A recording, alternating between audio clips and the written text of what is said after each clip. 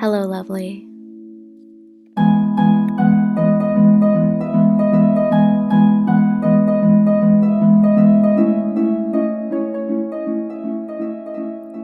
Welcome to the Find a Lovely Life podcast, a safe place for all self-love journeys. I'm your host, Monica Rodriguez, and for the past 7 years, I've been on a mission to learn how to love myself. Healing can be a really lonely journey, especially when you don't know where to start. So let's figure things out, cherish words that guide us, and of course, I'll share some of my lovely life lessons along the way. If you're looking for inspirational stories, conversations with some lovely souls, and a little life advice, I think you found the right place. Or maybe it found you. Let's try our best and find a lovely life together.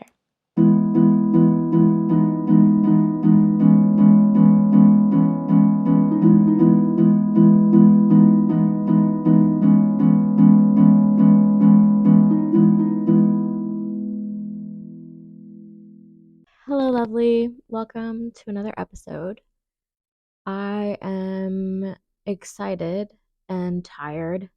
I just came back from a week-long trip to New York that kind of has been a full circle moment for me.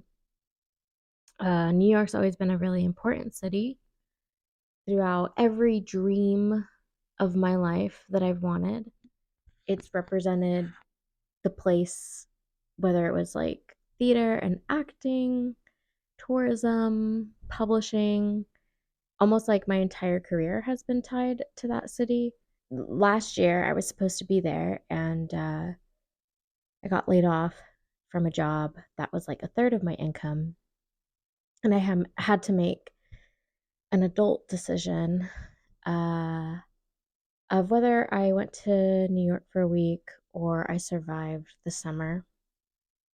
And I think a lot of chapters in my self love journey have sort of always left me at this crossroads of checking in with, is this still the direction that you want to go? Yes or no?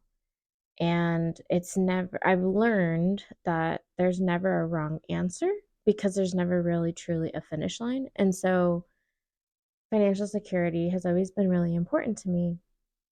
And knowing that saying yes to like a career that I sort of like serendipitously landed in my lap. Uh, 5 years ago, I was in New York and I was by myself and looked out. I was in Dumbo, which is like an area in Brooklyn, and I looked out into the city view of Manhattan and I said, next time I'm here, I'm going to have an agent. And it took 5 years to get to that point. Not only did I have an agent for my own writing, but I also became an agent in those 5 years. And it was sort of this like surreal experience going back and realizing that I manifested it. Like I asked for it and I worked really hard to get to that point. And a lot of the things that I've always wanted in life have always come with sort of like me pursuing my dreams in every way possible and knowing that my dreams sort of change with different chapters in life that kind of like intersect because that's what makes life fun, right?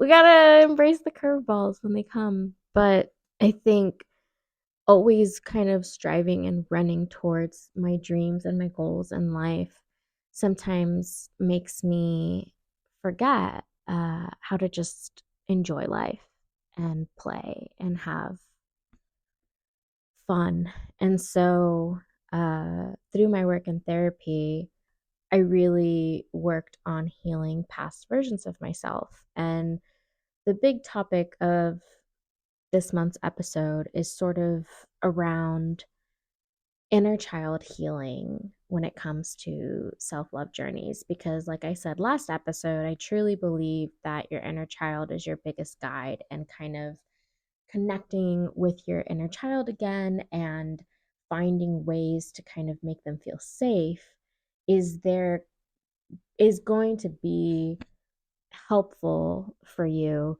to kind of continue to embrace and love yourself in different ways. And I kind of wanted to talk a little bit about the different past versions of myself that I've kind of healed, that I've written about on the blog, and share some tools that I have learned that might help you kind of like start to unravel a little bit more and connect with different versions of you. There might not be inciting incidents that that you can like remember right away, and so just by like kind of doing broad sort of a lot of times you'll hear this sort of like you have your inner child, you have your inner teen, you might have, and those are like sort of the two places to start.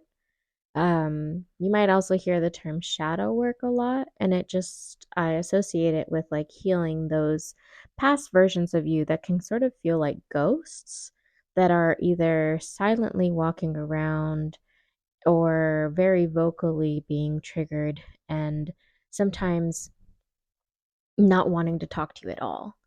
And so, one of the first exercises that I did with the therapist that I worked with, we did a lot of art therapy together, and she had asked me to draw what my inner child looked like. And the scene that I drew was very much like she was off in the corner playing, and this, like, almost like that. Oh my gosh. There's some show, I think it's like Snoopy, whatever show where you don't, I think it's Snoopy, like we don't see the adults and it's like wah wah wah wah wah wah, like that. And like there was like an adult sort of figure. And basically I was like sort of drawing like go play, like I'm busy, I gotta work sort of thing. And I realized that I was kind of putting baby in a corner, putting like my inner child self. And one of the most impactful exercises that my therapist taught me was getting a journal and having two blank pages, one on the left and one on the right. And then with your dominant hand on the right, asking a question to that version of you that you want to talk to. And then on the left, answering it in your non dominant hand. So for me, it was my left hand.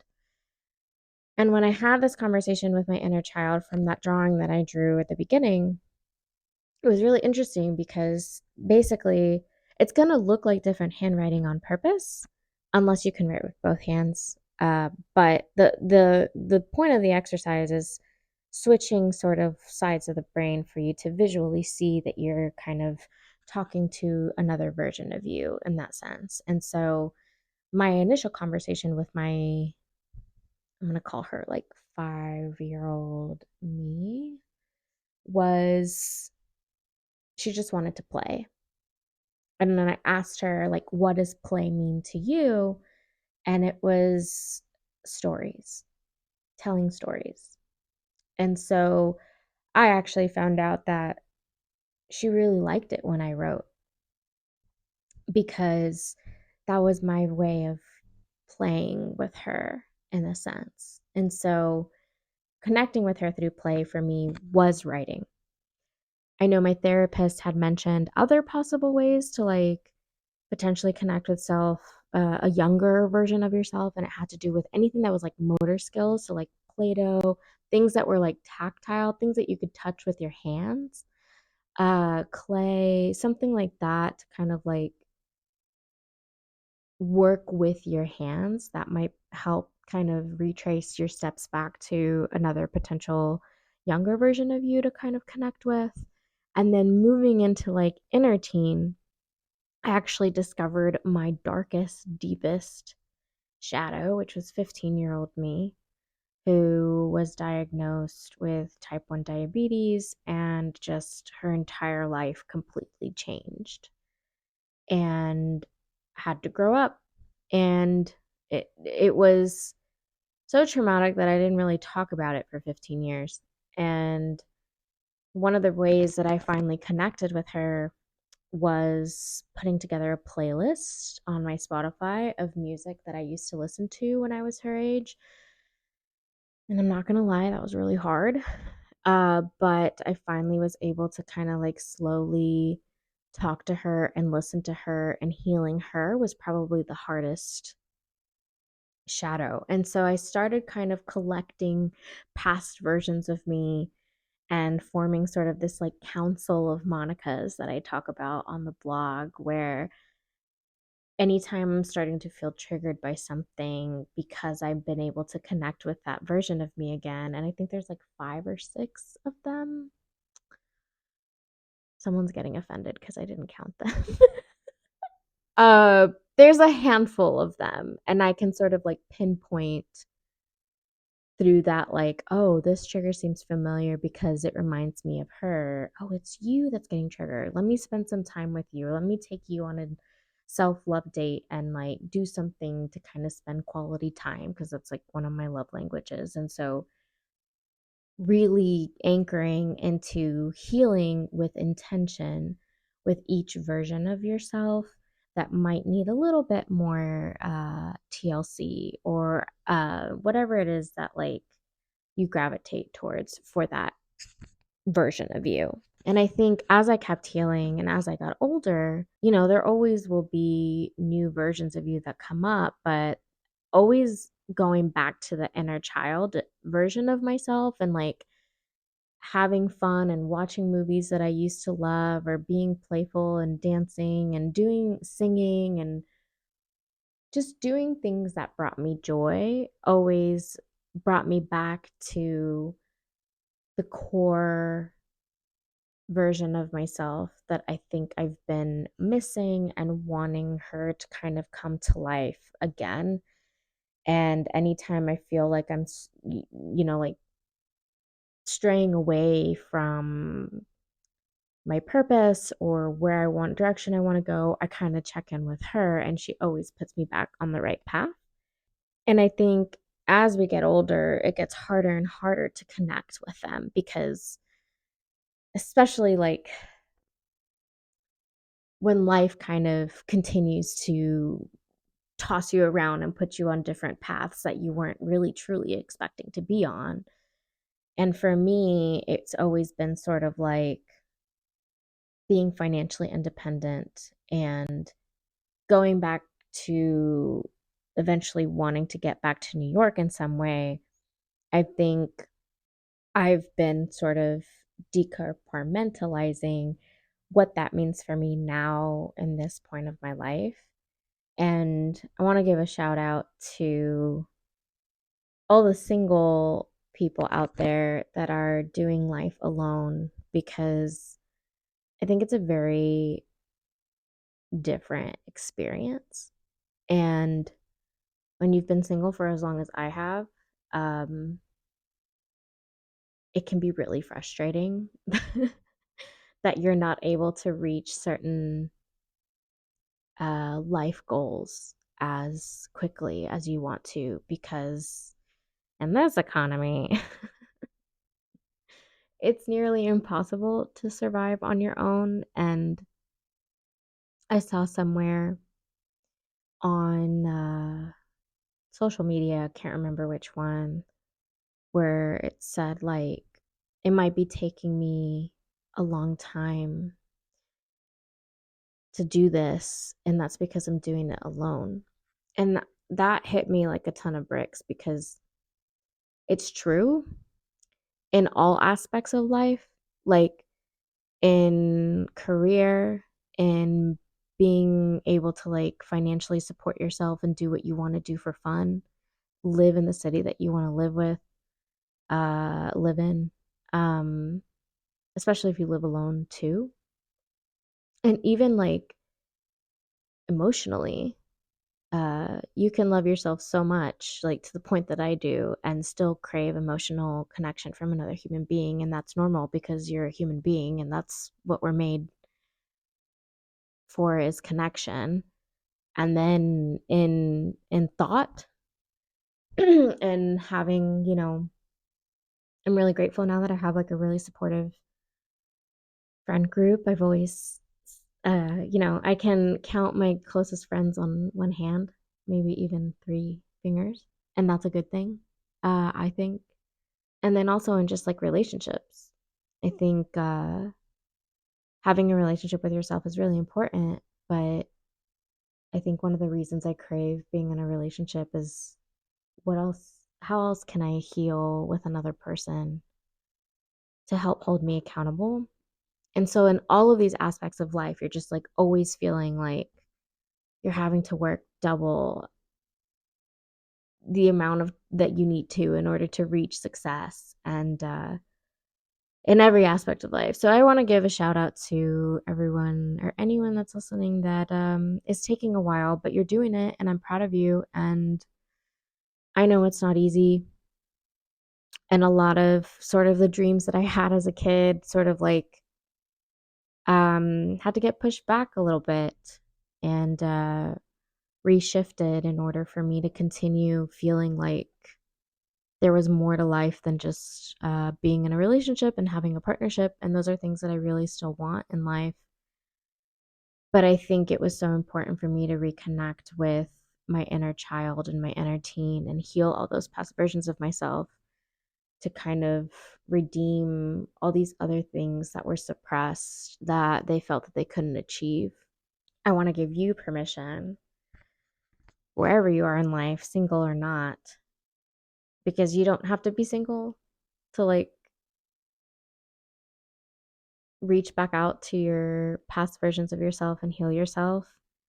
I think wherever you are in your self love journey, it should be inner child healing is like such an important foundation for you to allow yourself to be vulnerable enough to feel safe so that you can continue loving yourself in different ways and then loving others like friends and coworkers and romantic partners and family and understanding people because you're able to understand yourself. I think is a really important aspect of the self-love journey as well. And I've been really lucky to have serendipitously met someone really cool and super important to my inner child self-love healing journey, and that is my really good friend Kat Fajardo, who we kind of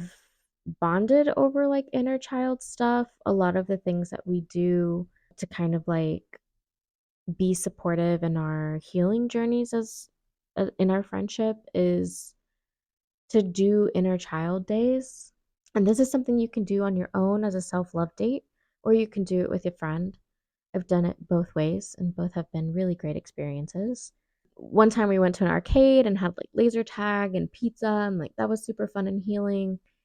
And then another time we went to like a kid museum, which is super fun. And then recently we just came back from a trip to New York. I think there always comes a point in my friendships where I just want to go deeper. Like I I just want to understand people and love them and support them so much. And um Kat has been such a safe space for me to like share my healing and my trauma and things that I've been going through in my self-love journey recently. She's just a goddamn delight and super funny, and my theater kid comes out. I hope this conversation inspires you to kind of tap into your own inner child and be fun and silly in your self love journey as something else to explore as you continue to learn how to love yourself and enjoy the ride instead of feeling like it's something you have to do. So get ready for some laughs. I hope you think we're funny. And if not, just be kind. It's okay. I know I'm not everyone's cup of tea, but I know I'm funny. So that's one thing. Well, humor is subjective. I'm going to stop.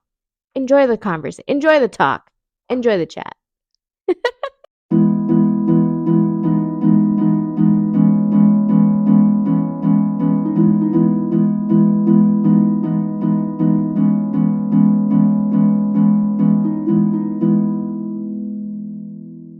Hi, Kat. Hello. Uh, where are we right now?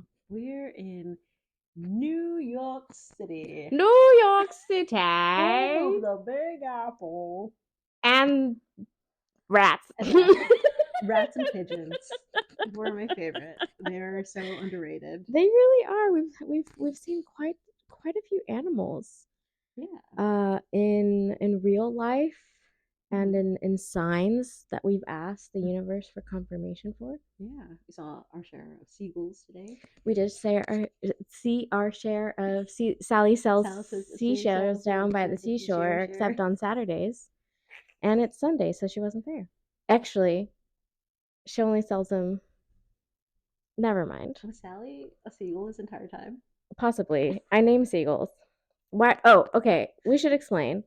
We're wearing onesies because one does, but also we're talking a lot about inner child stuff today because I think that's how Kat and I have bonded and kind of fruitfully enjoyed our friendship is talking about healing in fun ways because healing can be hard and it doesn't always have to be sad. It can be fun. Yeah. Why does life have to be so sad all the time? It doesn't. I mean, we do cry, We do. but that's okay because tears of joy. And We take those here. so we're wearing onesies to celebrate our inner child. Yeah. We're in New York City because we're here on a trip for fun and work because our work is fun. Yeah. How did you sort of get into inner child work? Inner child work. I guess in terms of what I do, so I am a cartoonist, What? which is a super serious way of saying someone who makes comics. So a little bit of both drawing and writing.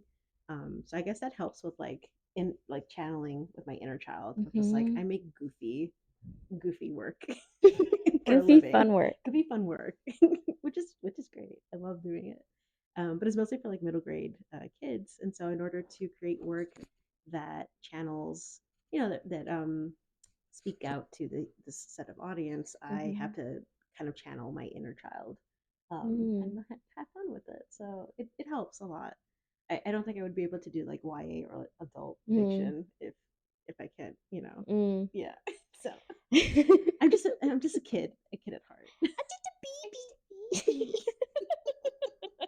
is very true. How did you tap into like that version of you to help you kind of creatively be able to express yourself in that version of you? That's a good question. I think it was a part of myself I repressed for a very long time. Mm. Because growing up, like I'm first generation Latina, so like that comes with a lot of baggage, a lot of responsibilities. Luggage. Love this Love this song. song and dance. So basically, what that means, it's like at a young age, my parents, specifically my mom, doesn't speak English, and so Mm. at a young age, I want to say like 5 or 6, I had to be the translator. I had to be, Mm. like help her like read certain important documents if my dad was working because he was the only Mhm. one that spoke English. Um, and stuff like that. So like at a young age, I didn't really have time to have a proper like childhood as most kids Mm. my age did. So like Yeah. at around and also being like a middle child, which eventually became an older child. I had a lot of Mhm. responsibilities, taking care of my younger sister, but also younger cousins and stuff. So like Yeah. so I didn't really have that, childhood and just like growing up into like a teen and then eventually into an adult. It's just like I repressed that part of myself of Mm. like having fun because I felt like this guilt of just like I'm not supposed to be having fun. And what are, like that's so Mm. childish. Like why would I do that? And it wasn't until like I was an adult and I just was just always serious and just like very unhappy with my life. And I'm just like, what if I just did like a silly little dance in the middle of a supermarket? Or what if I collected, like little dance? We bonded over disco, so yeah. Yeah. Because like for years I was just very embarrassed by like dancing because I felt like that was so Mm. silly. So it wasn't until recently I'm just like, I feel this energy in my body. I'm just gonna honor that and just Mm. like go for it. And so, like that's one example. Another example is just like collecting things. You know me as a troll. I like I'm a little goblin. Okay, we have to explain the troll thing a little bit. Yes. The troll thing is something also kind of like a tool that Kat and I do uh that helps us get our little sillies out. And then Same. like opens up this sort of like self-awareness check-in without us even realizing that we're doing it. Yeah. And it's happened a lot on this trip. So we've been here for like a week now, and Mm-hmm. I feel like our friendship has gotten stronger Mm-hmm. because we go deep dive talks, but we also ask like silly question talks, which I think is a really good balance. Like I think earlier today you asked me like what kind of animal I'd be, and then my answer was like surprising to me of like, oh wow, that's checks out. And then your answer checked out, and then the troll thing specifically, you had really interesting creative ideas around living under bridges. And I was like, I feel like you might have been a troll in a past life, Kat. Like, I've never thought about this, thought about other things, but this is very specific to like troll behavior. It didn't help that I had a hyperfixation on bridges when I was younger. So like just like, ooh, a bridge. Oh, there's tunnels inside this bridge. I want to learn more about it. I want to buy a book about bridges. So that doesn't help, yeah, with the Yeah. facade of me being a human. Definitely a little goblin troll at heart. Well, after we discovered that, I Mhm. had asked a playful question that was like, so what would be your like token to pass if you were Mm. a troll? Mm-hmm. And your answer was Gotta feed me flan. flan. And then the way that the universe works, especially for us, Mm. and in tune that we are, we went to this bookstore today and there was a print that said only flans, and it was just like a picture of like 20 flans, and Yeah, it was like her troll payment that we were just talking about just like hours ago. hours ago, and so she had to buy it. I mean, what, because that was her troll tribute of Right. herself. So like I think asking silly questions like that and like allowing yourself to be playful is a really important part of the self-love journey, I Yeah. feel. Yeah. Super important. And like so many people are so easy, like they're just so ready to rain on your parade Mm. if you have fun and like are like childish. And I think I've had so Mm. many of those experiences growing up that kind of encouraged me not to pursue that childish side. Mm. So yeah. That's so true because we've also talked about, well, we've talked about a lot of things on this trip. Yeah. But In a one good of, way. in a Yeah. good way, but Yeah. one of them also being sort of like, in what ways have we been repressed Mm. in not being ourselves and not following our true north, or even like using it as an opportunity to like revisit dreams and goals we might have had as kids, and Mm-hmm. then reevaluating to see how those goals sort of fit into our life now, and all of that bringing like, I mean, we've had very much waves of grief and acceptance and anger and denial, and like really like exploring that, but also having a lot of fun with it, Mm-hmm. because we're funny people because trauma, but also Well, that's what makes really good comedians. They laugh because they're just very so much funny. pain. But yes.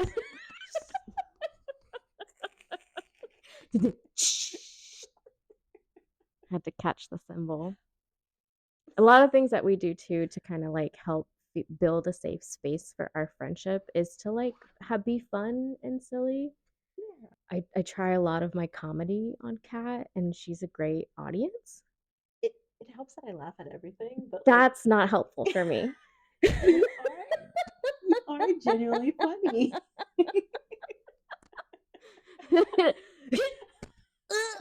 To be fair, I've been to comedy shows where like there's like this white guy saying the most inappropriate jokes, and I'm just like, the urge to laugh is just out of nervousness and not so much like you're so funny. Oh my god. Okay, good. So I I've never don't. had that moment with Okay, you. perfect. No Yeah. cringe. No cringe. Just Write writing that things down. down. But something else that we do is like today we went to Coney Island Mm-hmm. because something I like really like to do when I travel with a friend specifically is and it's to you're from New York. I'm a Manhattan girly, I am born and a raised. what did you call it? Honorary Yes, honorary Manhattan girly. Manhattan girly.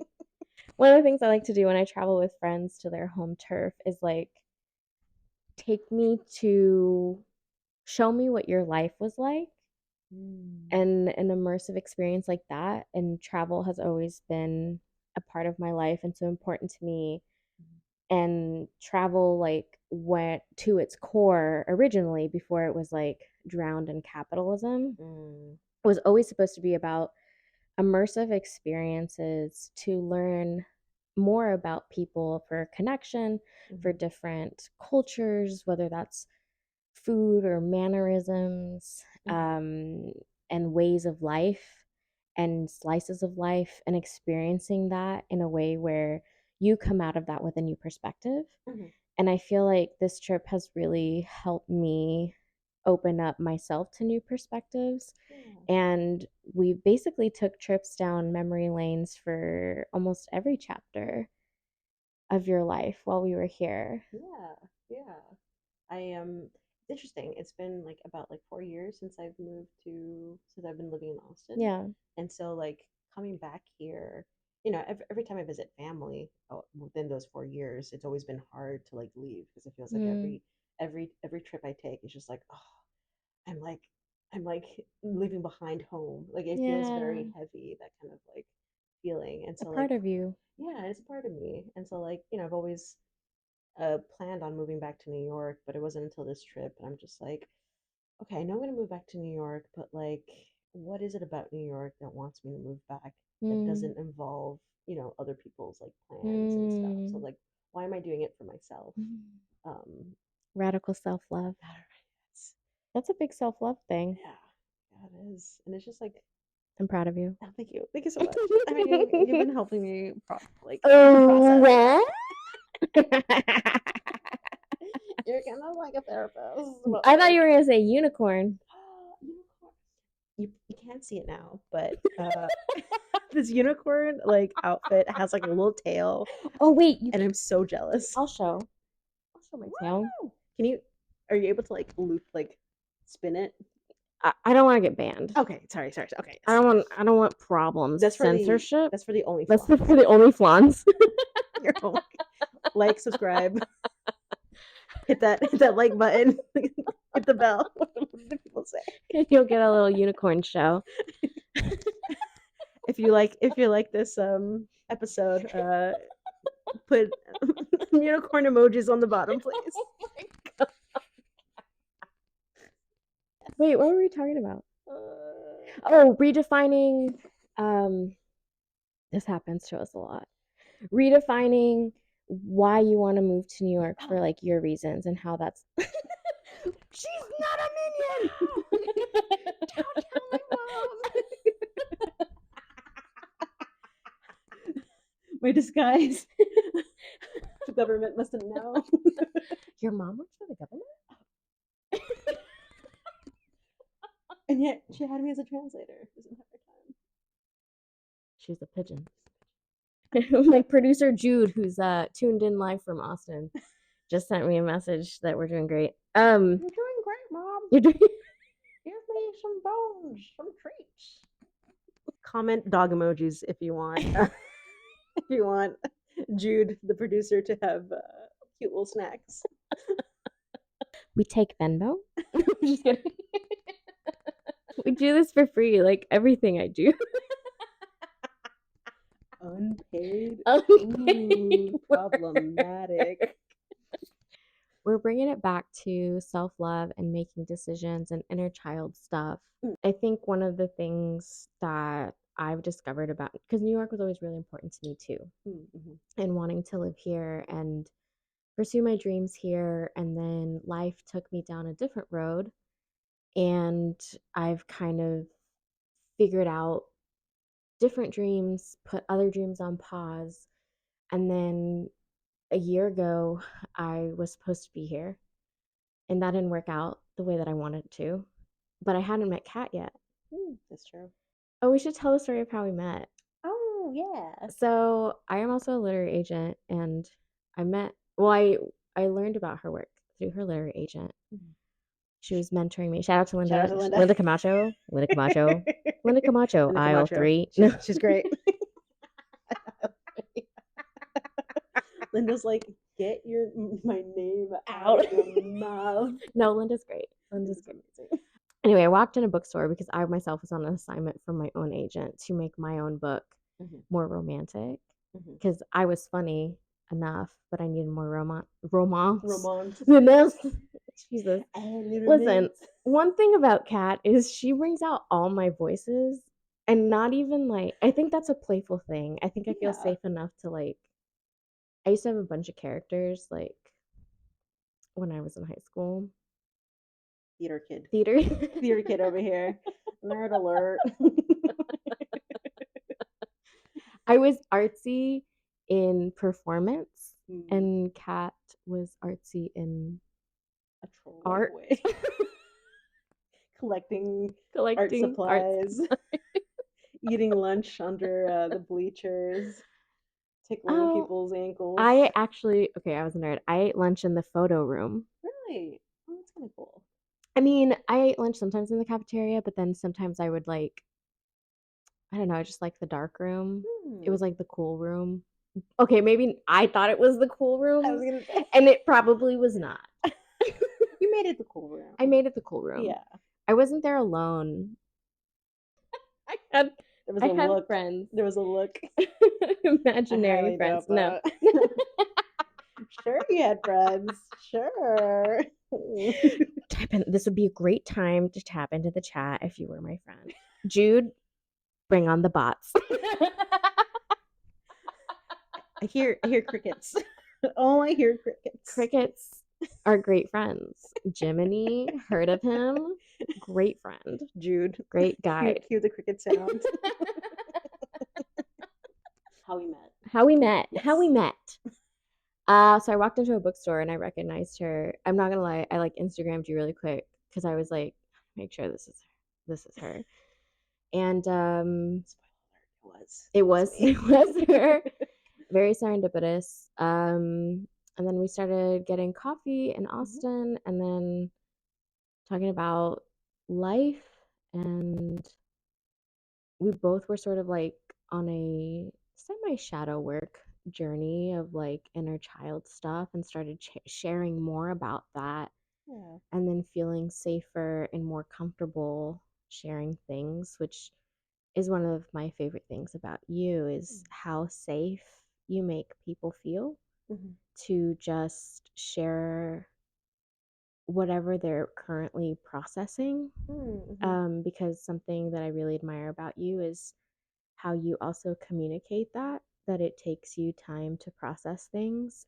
How did you kind of learn that, how to process things for yourself and sort of like communicate that to people that maybe you would have shut down while you were processing something in the past? Right. Well, I have to thank one thing in particular, and that's being autistic. So, autism, amazing. It's great. We are supportive. Thank you. Autism is it kind of I feel like it's a double-edged sword sometimes, but like it takes, because of it takes me a while to process what I'm feeling. Yeah. I think it's called like alexithymia. And basically what it is, it's like I don't know what I'm feeling, but I know I'm feeling something, and I just cannot find the words to explain what I'm feeling. And so sometimes I have like a printout like color wheel, which I like bring. I don't think I have it with me. You've now. never shown me that. Oh really? Oh, I should do that. I'll we'll do a green screen. I would love to learn. can't do. I do this without on the green screen. We're on a budget. Oh, it's what you get for Budget it. is a zero. We're holding mics with a pencil. We're professionals. I'll accept it. Color wheel, No, color wheel, color wheel, emotion wheel. emotion wheel. So it's an emotional wheel where it's basically it separates like major emotions, so like sadness, happiness, Mm. you know, anger, etc. And those big emotions branch off to smaller ones, to a little Mhm. bit more complicated emotions. Mm. Emotions. So, like, let's say if I'm feeling sad, that sadness could be actually grief, or it can be Mm. like, loneliness or Yeah. something. So it helps me understand what I'm feeling because sometimes I can feel multiple emotions and my brain is just like, Mhm. wait, but I thought you're supposed to only feel one emotion and put it in one Oh. box. Mhm. And so it's a really handy tool to have. So being autistic definitely, makes it a little bit more complicated, but it's still doable to like Yeah. work with.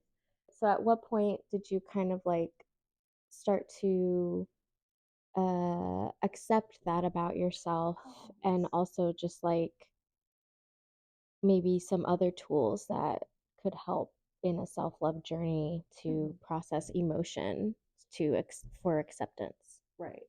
Well, self compassion was Mm. something I did not grow up with. So But that can be a learned oh, behavior, absolutely. Yeah. And and just that's like, okay. and that's totally fine. Yeah. It's just, growing up with like, especially like immigrant parents, they don't Yeah. have self compassion for themselves. And so like, Mm. they're so hard on themselves because they have to like live up to that American dream. That was my experience Yeah. with that, Yeah. you know?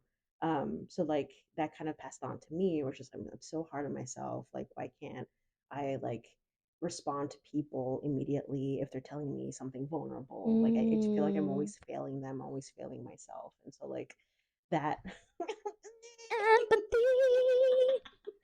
Wait, serious. serious. So self-compassion.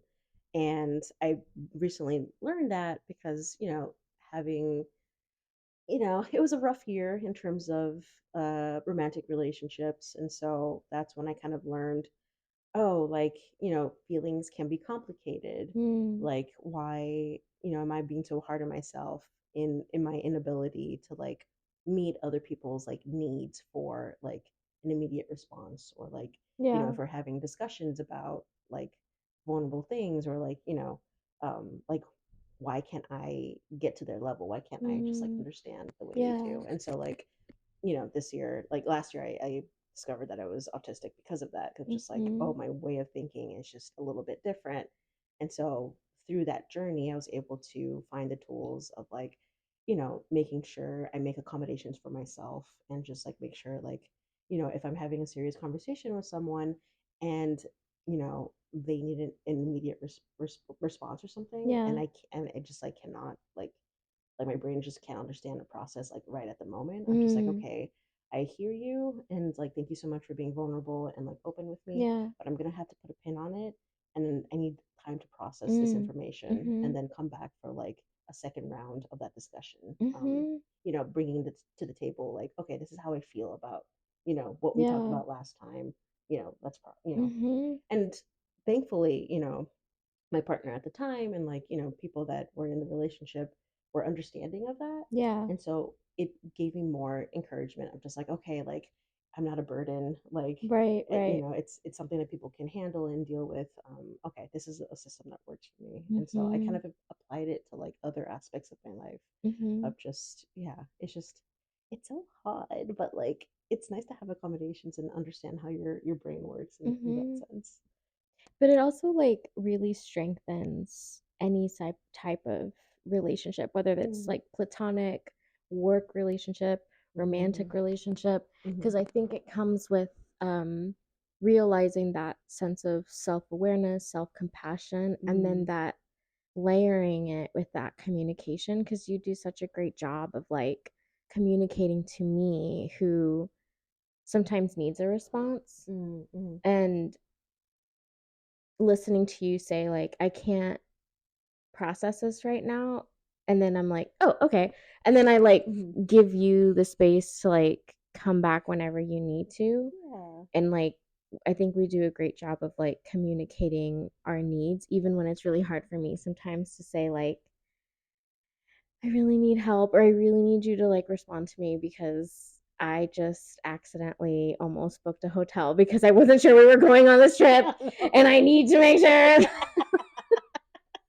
And meanwhile, I'm like in work And then mode of just like, no, I know. And then I'm like communicating like these are all the traumas that are showing up for me right now and it has nothing to do with you and I want you to yeah. know it's not your fault, but this is going on my side. And then like we send a bunch of gifts to each other and then we understand. I think like and that's something that's really important for me and like building community Mhm. of support and understanding and communicating needs and being compassionate and Mhm. gentle with self, but also each other, and knowing Mhm. that in that same practice, the self love that I reflect to myself and you reflect back to me is just sort of this like new blueprint of what healthy connections and friendships and experiences look like, especially Yeah. when you don't really have that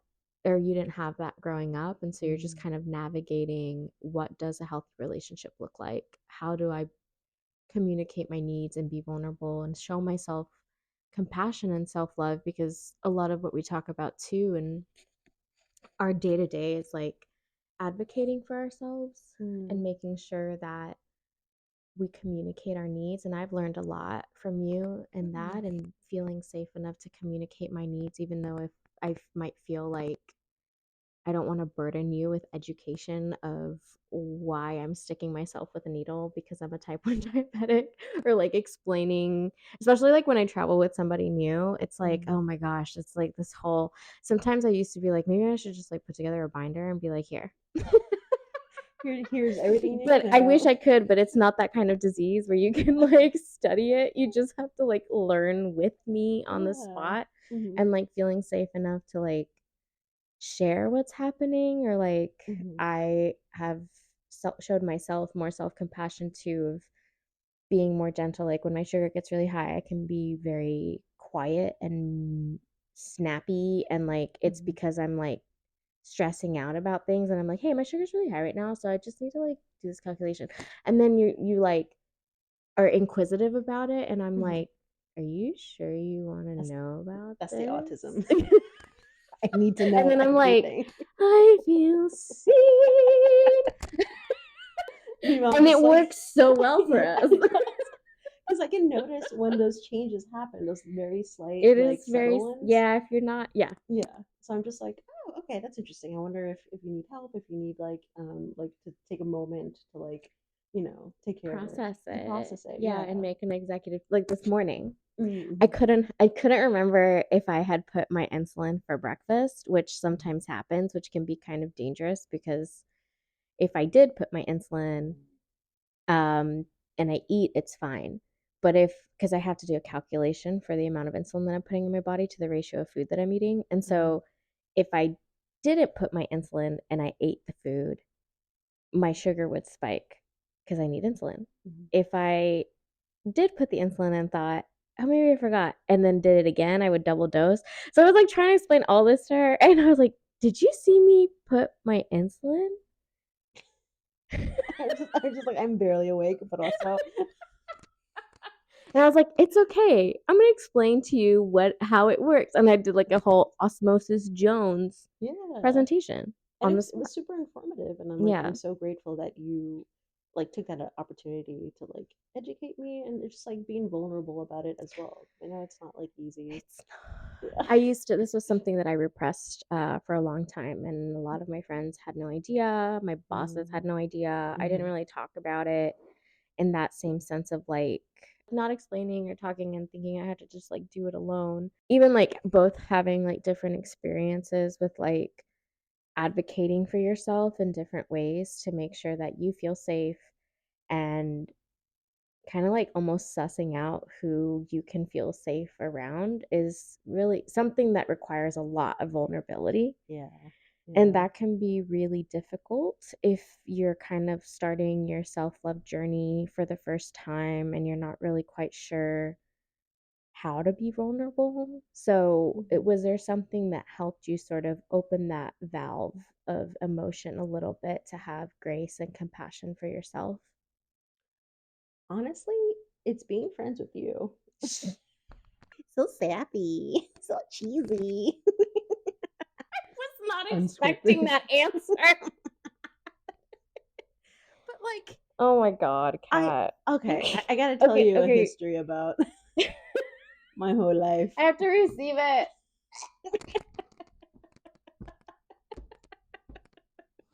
Can you tell when my word is received? Did you see that body reaction to Yeah, that one thing? yeah, yeah. I mean, being friends with you has been such a like a gift. Because like before meeting this one over here, this unicorn, um, I actually I've always had a wall up my entire life when it comes to friends and relationships. So I didn't really feel safe enough to like have people know and understand me. You would have to be like I guess only one person was able to do that. I say yes two, but these were the type of people who kind of like had to like force their way into this diameter of like safety. Because like growing up, like I didn't really feel safe in my Mm, household. Like yeah, I was like a queer kid, like super closeted, and so like I didn't feel safe enough to like be out and out and about with my family and some of my friends as well. So like I've always had this wall up and just like I didn't. I guess I was afraid of like being hurt because I've been hurt so many times in the past. I'm just like I enough. Like I need to protect myself. yeah. Yeah, love the song and dance. Track 3. Yeah. Edit. But basically, yeah, I just always had this wall up, and so being vulnerable didn't really come second to nature. Like it was just a foreign concept to me, Mm, and so you know, meeting you, like you kind of were the first one to be vulnerable with me.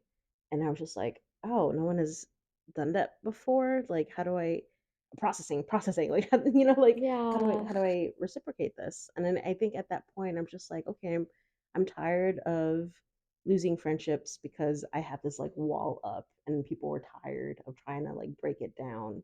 So I'm just like, okay, for once in my life, I'm gonna try to take a chance and like put my walls down slowly, but like, yeah, you know, brick by brick, and then able to confine in you with like whenever I'm dealing with the hardships or dealing with something that I can't like understand like yeah. emotion wise and stuff. And yeah, so like you're able to like help me with that. Like so thank you. I feel like my face looks like a prune. Raisin. Cat is one of the few people that makes my wheeze laugh come out. I have I take different it. laughs. I want to say thank you for sharing that with Of me course. because I think one of the reasons it's hard for me to be vulnerable with people is because I like being vulnerable and a lot of people don't.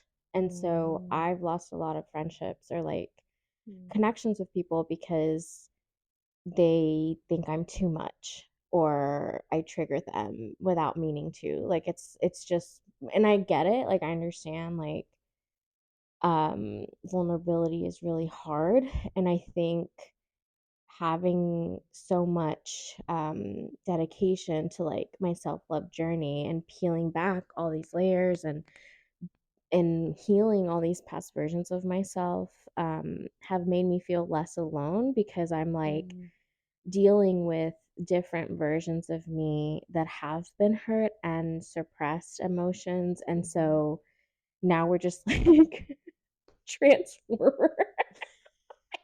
Like it was It's like, the okay, more robots or Power Ranger. Like yeah, we're each different Power Rangers and we're in that like Voltron. Voltron stage.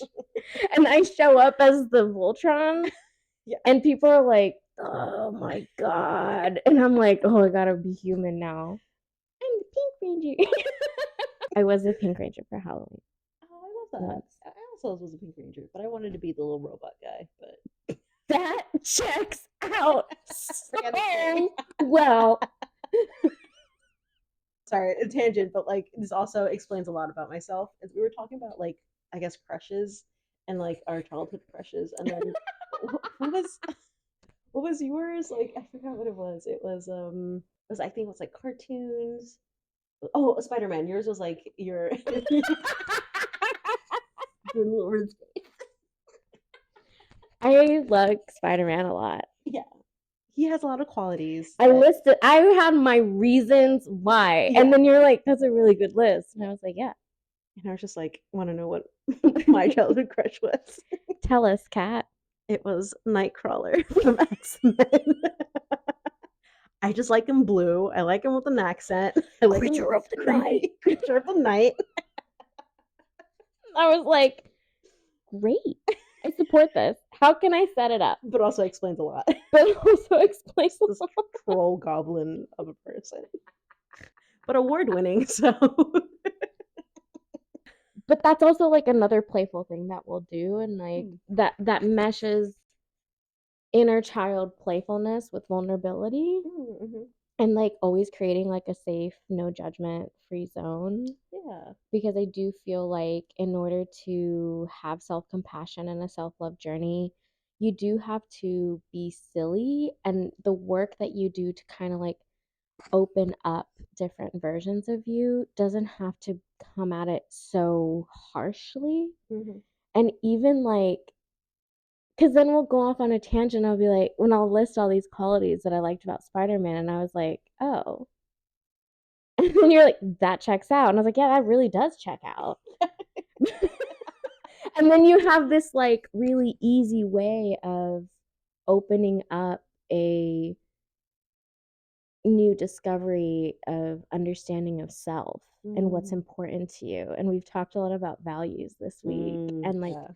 what different values mean and kind of trying to honor values that you had when you first, lived here versus like now. And then I had like a moment of even as much growth and work that I've done on myself and like think that I've healed like every version of me and like the Council of Monica's that I Mm-hmm. sometimes talk about, Mm-hmm. there will be like a trigger that will happen. And this is why I think self love does have a lot to do with grief because it always comes in waves and you're not quite sure like when you're fully done Mm-hmm. grieving that part of your life. And I Yeah. had a moment where I was like, processing and understanding why. And you make it super safe for me to process things out loud, Oh, I'm even glad. when I don't quite have the answer. And you've made me realize that I don't always have to have the answer right away. Mm-hmm. And you just do such a great job of telling me, like, because I learn from you to like say, I don't, that was intense. Like, what just happened? Yeah. And then you're like, well, you're still processing it. And then I'll be like, oh, yeah, I can do that. I I get don't have to the like, autism. I'm just like, I see how it's but that's happening. such a beautiful way to like teach others to feel safe in Mm-hmm. that way that you love yourself. Mm-hmm. Because I believe that that's sort of like a way to help you cope and learn how to love yourself in this new way that you have and this accepting a part of who you are. Right. Yeah. And I feel like, again, the self compassion, like Mm-hmm. learning that, it allowed me to access those tools Yeah. in order to help people around me.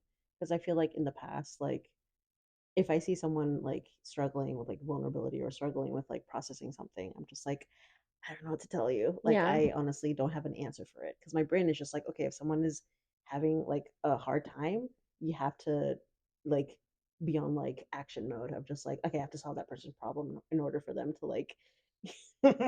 Track 3 I again. love this song, which again comes from the the I guess the habit of having to grow up at a young age, you know. Yeah.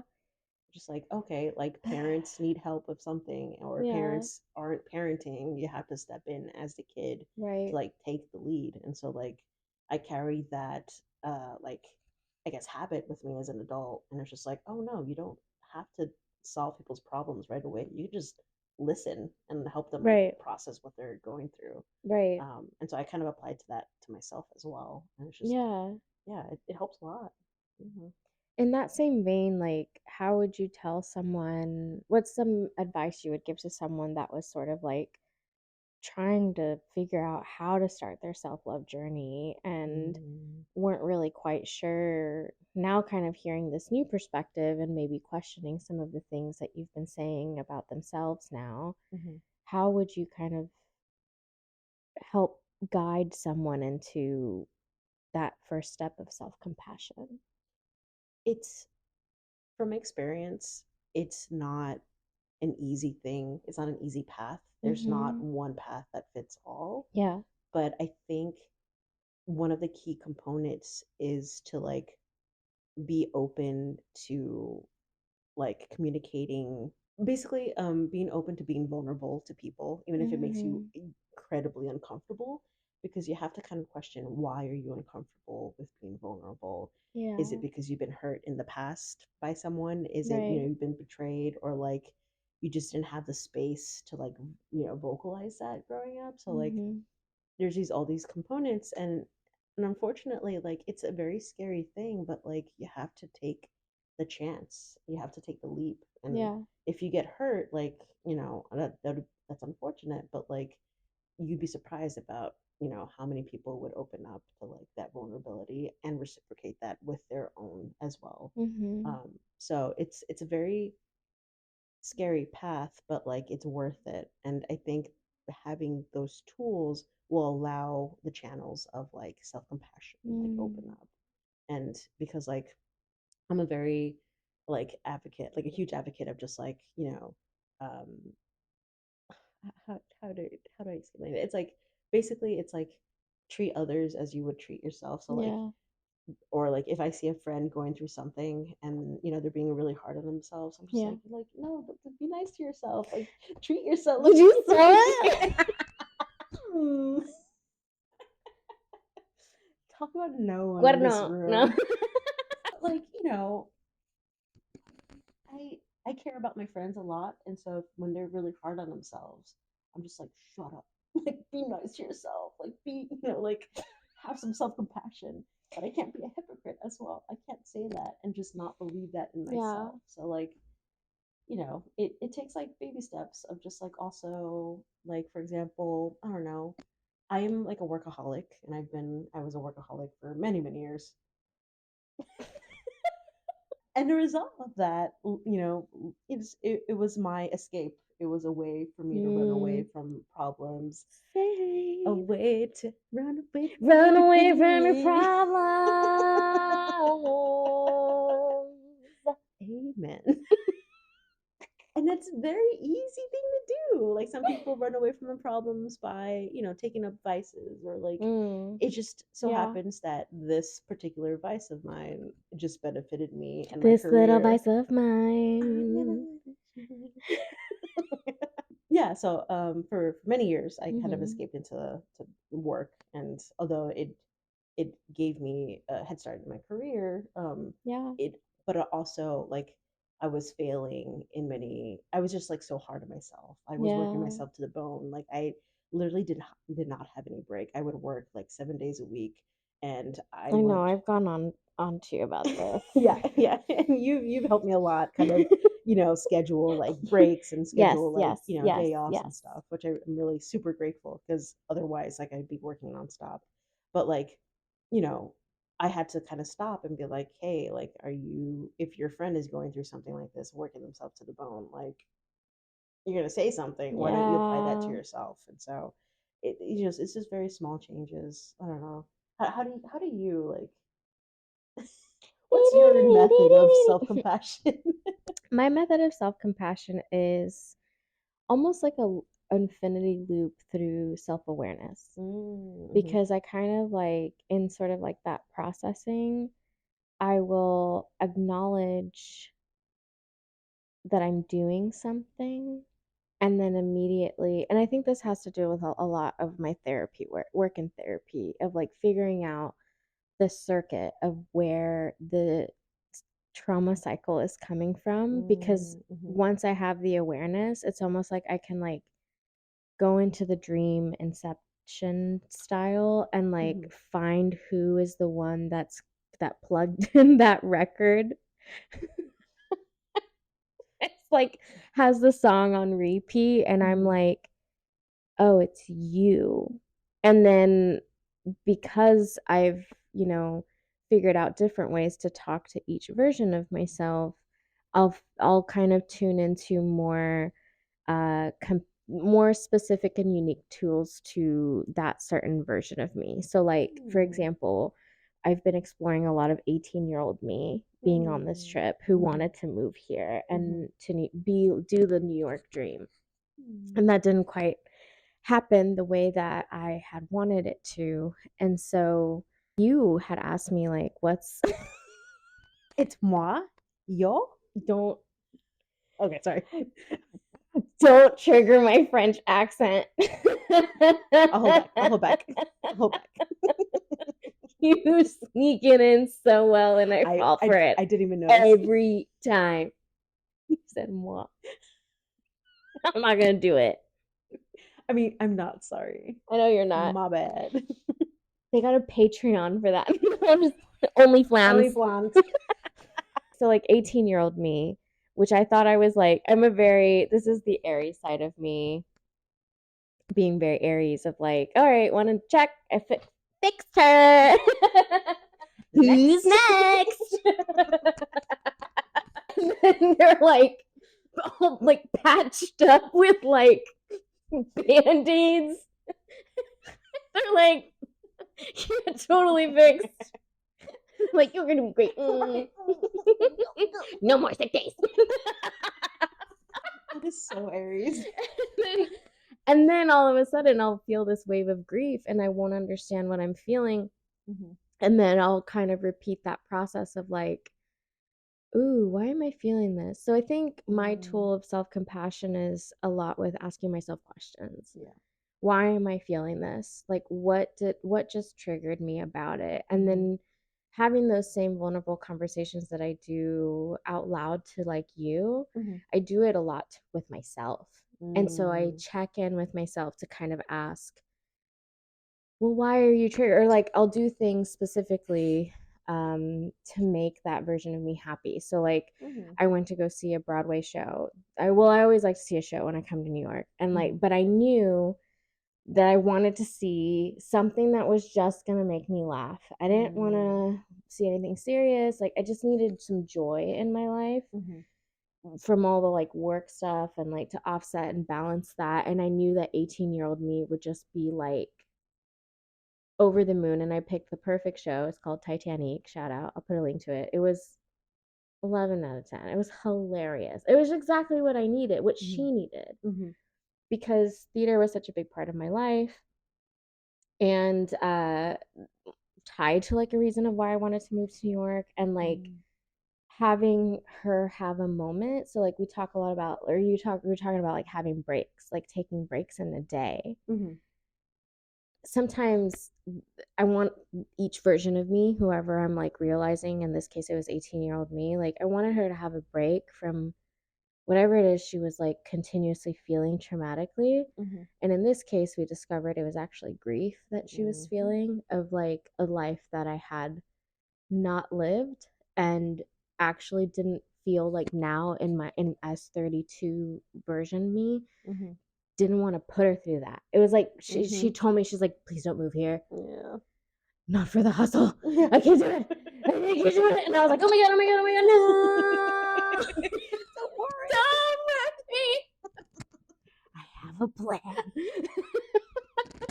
It's not gonna be how you think. Like I'm Yeah. not gonna make you do that cycle again. And Yeah. so like I think having compassion for self, but also compassion for past versions of you that might still be triggered by things, Mhm. and doing certain things that are fun and playful. Like today when we went to We went to Coney Island with a plan. Yeah. Like, we're gonna ride the Ferris wheel and we're gonna go to the aquarium. And all we wanted, oh, we went to the beach immediately. Yeah.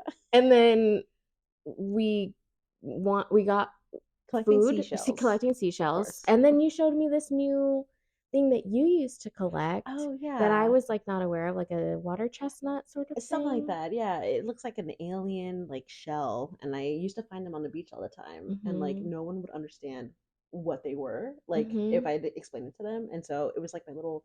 I collected a lot of things when I was a kid. No surprise. We call her troll Grout, Yeah. but I accidentally almost say Groot.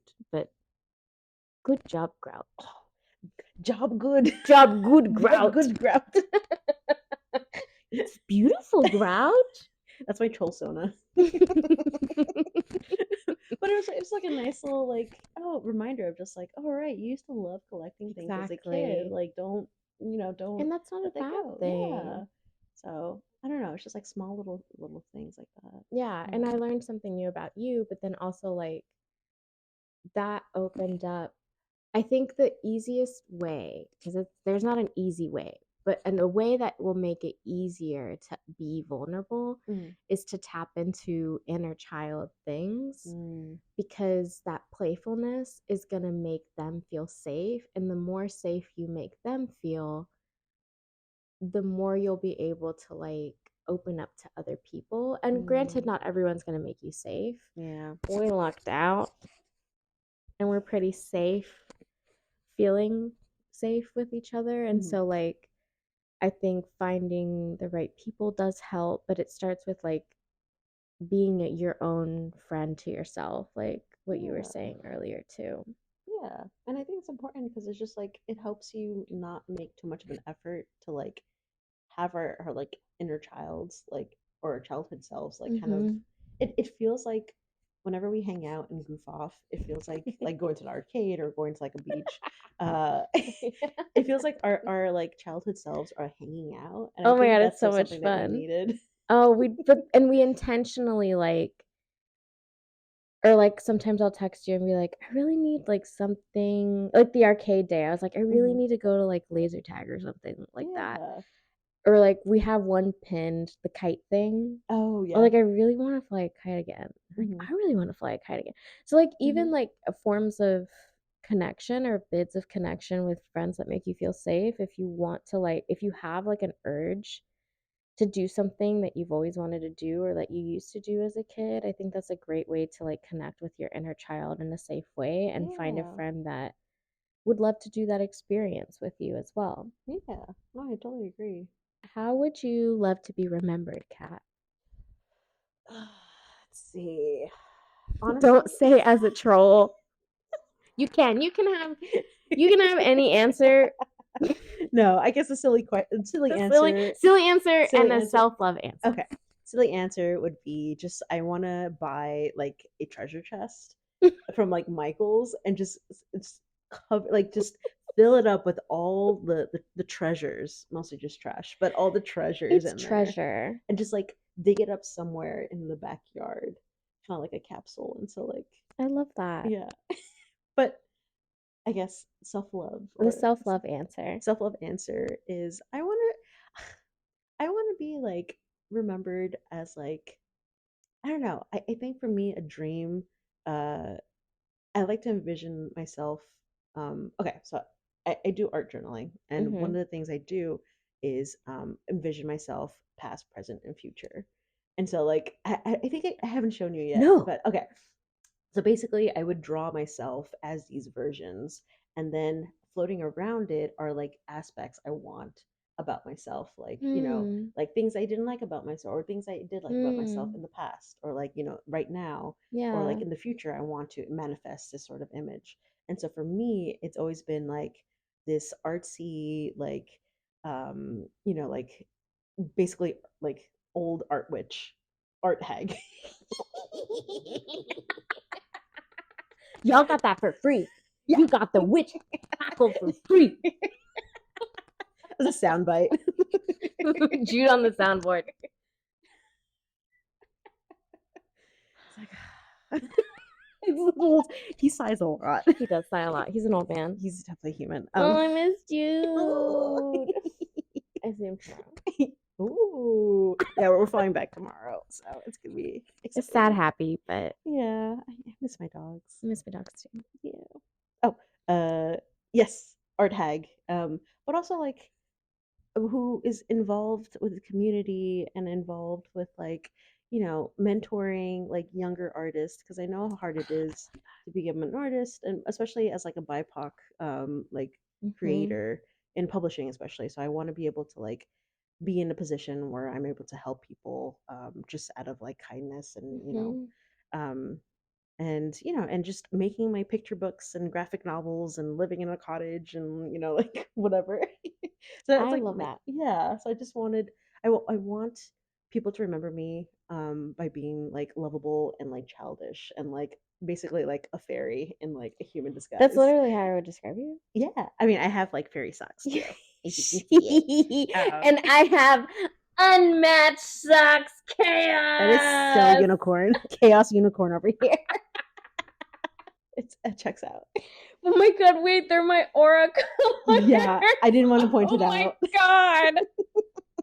I got my aura portrait taken recently, and Kat and I have discovered how I just like kind of always have gravitated toward those colors. And even we went to the MoMA, which is an art museum here in New York, and like all the paintings I was gravitating towards was my aura colors, Yep. and it was kind of not surprising, but also very self-aware. I was even wearing a sweater that was my aura. Yeah, it was like a Monet, like right behind you, like And I was like, I don't know, I like this one, something about it. And you were like, yeah, like something about it. yeah, just taking a photo. Yes. Like, yeah, you'll Let get her it. process. Yeah, she'll get it in a second. Yeah, and then I'm like, Kat, this is like my art. And you're like, what? Wow, Wow. that's crazy. Yeah. But I want to flip the question onto you though. How do you want to be remembered? How do you want to? I didn't do it. It was the troll. Full injustice being How do framed. I want to be remembered? Wow. I should have answers to my Yeah, own yeah, it's a questions. hard question to answer. Yeah, I love it. turn the tables. I want to be remembered as a light of joy Love that. and someone that really embraces love in its purest form, Hmm. even when I'm not feeling myself completely. Mhm. Um, I hope that I help people in some way, even if I never see them again. I love that. I mean, it's funny because I feel like you're already doing that, but like I feel like you'll be even more powerful. It's like you're already like this, and Levitating. like it's a goal because I know you can like I know you'll be able to like do that and more. Thanks, Kat. Of course. I would Yeah. I would like to return the favor. I'm gonna give it back to you. Um, Treat for me. a, a treasure, Treasure. treasure or trash. That's Choose wisely. I I hope you're ready for me to like say that the entire like the entire next month. Just like Treasure or trash. treasure trash. Love. So, being the witchy vibes that we are, the love vibes that we are, Mhm. things often find us, and this trip has been it's been fun. I warned Kat about this. Yeah. When you travel with me, things happen. You witness some You things. witness some things. Yeah. Yeah. You witness some things in like day to day, Mm. but when I travel, it's a lot more intense because it's a different perspective, and I'm not Mhm. necessarily expecting it. Mhm. And I taught Kat a little like cool check in with the universe God thing that I often do, especially when I'm processing something, and I'll ask for a sign, and I'll choose a specific sign. And to Kat's not so surprised at this point in our friendship. Yeah.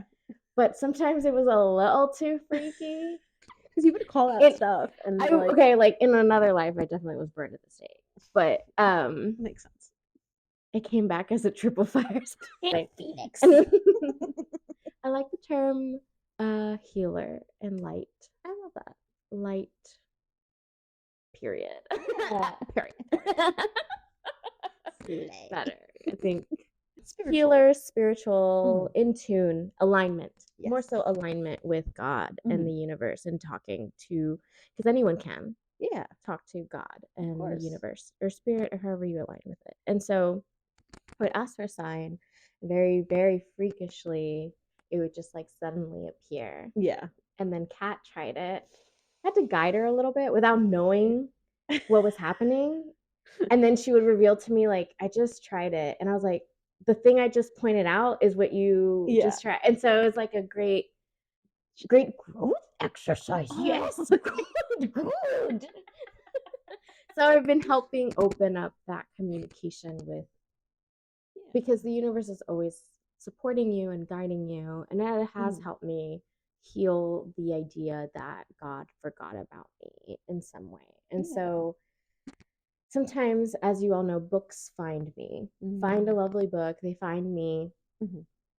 The book that found me on this trip was so specific to me that I was not surprised, but it's just always really cool when it happens, and Kat got to experience it. And there was only one. Yeah. Of course. It was waiting for you. So is this, I'm not going to pull a card for Kat this time. I'm going to actually pull a poem. Because this book found me. And it's called, and I'll put a link below, but it's called Fortunate, and it's tarot poetry. It's by Kim Rashidi. And basically, they wrote a poem for every single tarot card in the traditional 52 card Rider-Waite deck. And so, you want to show it to the camera? I will show it to camera. It's a beautiful. The cool thing about it is it's not in order. It's like already shuffled. So it's like a deck already shuffled. And I was kind of, another thing you can do to talk to God, the universe, is with any book, not just this one. You can just like randomly open it. It could be a Bible. It could be a random book on a shelf. It can be in a bookstore. And usually, whatever sentence or page you flip to, there's a message in there for you. Everything as a tool to communicate with God. Right. I'm going to flip to a poem and read it to you and see if it resonates. Can't wait. I'm scared. She always makes that face when she uses this book, and I'm just like, oh man, brace for the impact. It's just because like it's so cool. Yeah. Like I accept the coolness, but I'm also just she's like, so great at accepting my coolness. And sometimes it's a lot. And so thank you for welcoming the energy of being in alignment, because it can be really scary sometimes. We have the Fool. Okay. And it's 3-3 is the page. So this might be for us both. For those who you don't know, throughout this whole trip, that's one of the numbers that appeared a lot and associated with messages. That were very accurate. Very accurate. I can't believe it. OnlyFans. But that's all we'll say for now. But the Fool. And I have not read this one yet, so I'm going to react live also as well. Okay. The Fool. You're at the start line, but sit back and breathe. With the ease of arrogance, you slip into something new. Challenges and rewards will be there too. After all, this is a journey you're taking on. What sparks your curiosity, fuels your humanity. Let that interest take you away. The rest will seem like play.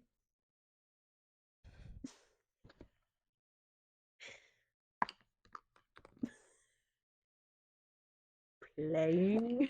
I can't. Inner child. I can't. It's scary how accurate every poem that you've read in I there. know. Is this your everyday? Is this how This you is live my your life? Oh my everyday. god. I wear this every day. Of course. While you're doing your tarot, you got candles around. No, it's just a really cool way of, and when you're first experiencing things like this, like it could Mhm, be really scary, but mhm, I like to remind myself that God is pretty funny and likes to remind you that you're on the right path. And mhm, this is a way of reminding us that everything we talked about today mhm. does have that like sense of play to it, and that's the important part of like taking the first step in the journey and not really knowing the path, but knowing that the right thing to do on the path is to have fun with it, because life is still a Mm, journey. yeah. Self-love is always going to be a journey. There is no finish line, and Mm-mm. so the Fool in general to me always represents a shiny new beginning without really knowing the way, but you have that playfulness and curiosity to find out what the next chapter is. Yeah, that's beautiful. Life's, I guess, greatest teacher is the universe itself. It always reminds us you gotta laugh through all the pain. And cry. Laugh and cry. I'm a crier, so Eat, pray, laugh, cry. You know, emphasis on eat. emphasis on play. Play. Thank you so much, Kat. Of This was so course. fun. Yeah. Thank you for having me on your amazing podcast. The podcast. Can you say That's it all. again? No, Oh, that's damn it. all. That's all, folks. Can, you, can I request a French phrase? No, Oh, no, you do I'm it not so doing it. well. Okay, maybe I'll do it, but I might cut it. What do you Okay. want me to say? The thing, the thing, the phrase that you grew up with. No, I'm not doing that. It's so That's good. friends only.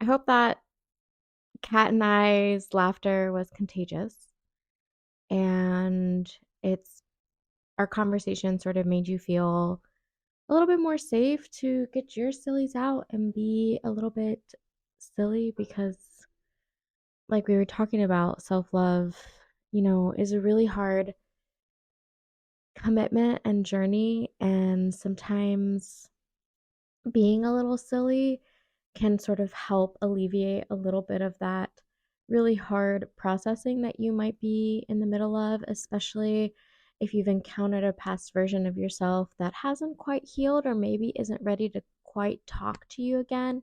But knowing that doing all of that work and that processing, because you're kind of initiating your inner child to help you do that, it should make you feel less alone. Like you're never alone. You're always with a different version of you that might manifest itself in something that you really love to do. And in that same vein, I think I've struggled a lot with my, you know, relationship with the universe, with God throughout my life, and figuring out at what points in my life my relationship with the universe might have been a lot stronger, and trying to get that same sort of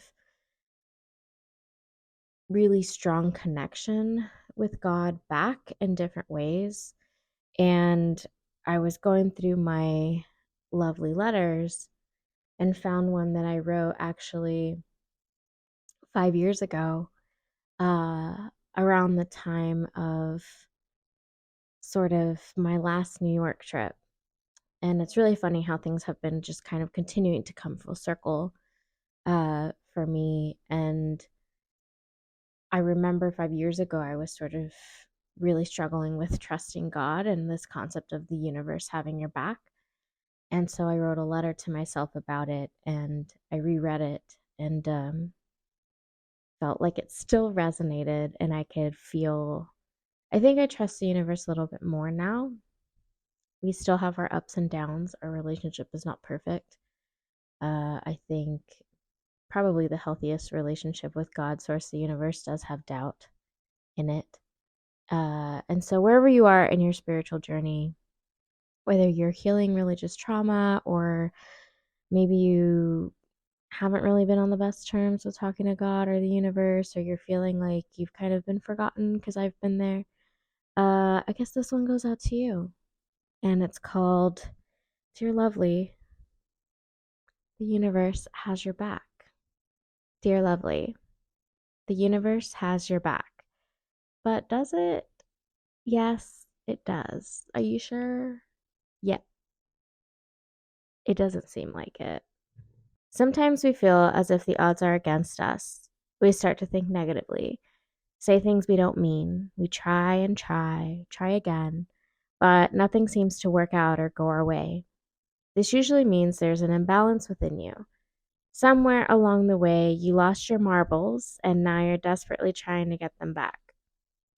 You see, the universe wants to work with you, it wants to guide you, it wants you to seek and find what you want and what you're looking for. But it's not a one sided relationship. There needs to be a sense of trust on both ends, yours and God's. Trust. That's a scary word. I haven't fully mastered it yet. Have you? Good. We're on this journey together. I remember a trust exercise I once did at a retreat. I was to walk blindfolded in a forest and listen to members of my group guide me. It was the scariest shit. I didn't trust them. They were going to lead me into a tree. The point of the exercise was to try and listen to God, to let the universe guide you. That doesn't mean that you're not in control of your life. You still have a choice. That's part of free will. It just means there are some things you can't control. And instead of trying to control those areas of your life, you trust that the universe has your back and will take care of those things for you. Trust is a process. And for a long time, I couldn't even trust my body. It had betrayed me and attacked itself, unlocking an autoimmune disease that didn't make me Spider Man. I forgot I had that. It activated my type 1 diabetes.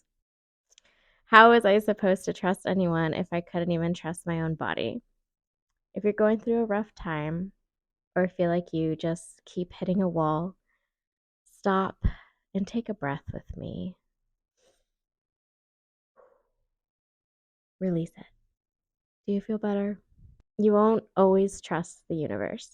That's what makes you human. As long as you work towards trust, you and the universe will have each other's backs. With love, Monica.